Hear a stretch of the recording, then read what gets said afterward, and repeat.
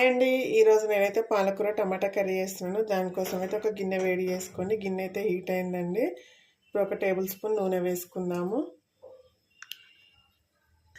నూనె అయితే హీట్ అయిందండి. కొద్దిగా ఆవాలు వేసుకుందాము. అలాగే కొద్దిగా మినపప్పు వేసుకుందాము. కొద్దిగా జీలకర్ర వేసుకోండి. కట్ చేసిన ఒక ఉల్లిపాయ వేసుకోండి. కట్ చేసిన ఒక పచ్చిమిర్చి వేసుకోండి. ఇప్పుడు ఇదంతా బాగా ఫ్రై చేసుకొని వస్తారు. ఉల్లిపాయను అయితే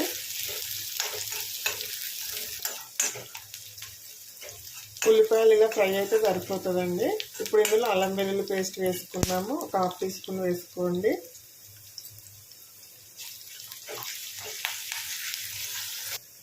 హాఫ్ టీ స్పూన్ పసుపు వేసుకోండి.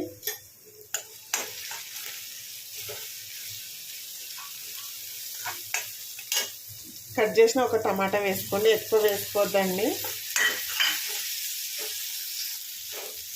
ఈ టమాటాను ఒక 2 నిమిషాలు మగ్గనివ్వండి. ఇప్పుడు దీంట్లో కట్ చేసిన పాలకూర వేసుకున్నామండి. క్లీన్గా కడుక్కొని కట్ చేసుకొని పాలకూరని అయితే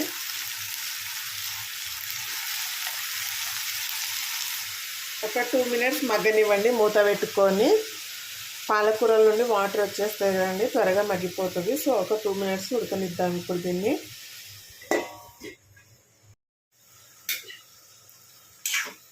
చూడండి, పాలకూర ఆకైతే మొత్తం మగ్గిపోయింది కదా. ఇలా మగ్గినాక ఒకసారి కలుపుకోండి.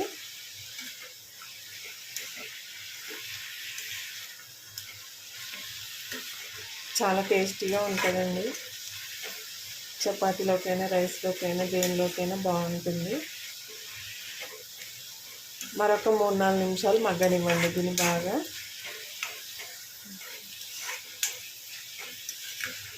చూడండి, ఇప్పుడు దీంట్లో కారం వేసుకున్నాము. మగ్గిపోయింది కదా. మీకు తగినంత కారం వేసుకోండి. నేనైతే 1/2 టీ స్పూన్ వేసాను. రుచికి సరిపడా సాల్ట్ వేసుకోండి.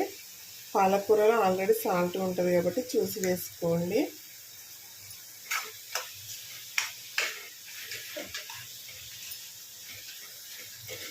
ఒక 5 మినిట్స్ మూత పెట్టి మగ్గనివ్వండి. మొత్తం ఒక 10 మినిట్స్లో రెడీ అయిపోతుందండి టమాటా కూర అనేది, టమాటా పాలకూర అనేది.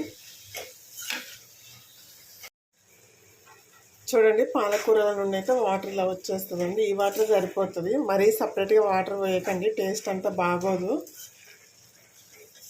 పాలకూర అయితే ఉడికిపోయిందండి. దీంట్లో 1/2 టీ స్పూన్ ధనియాల పొడి వేసుకోండి.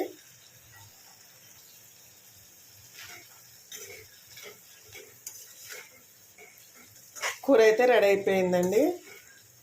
ఇలా ఉన్నప్పుడే స్టవ్ ఆఫ్ చేసుకోండి. చల్లారేసరికి కొద్దిగా చిక్కగా అయిపోతుంది. ఈ వాటర్ అనేది ఇనికిపోతుంది.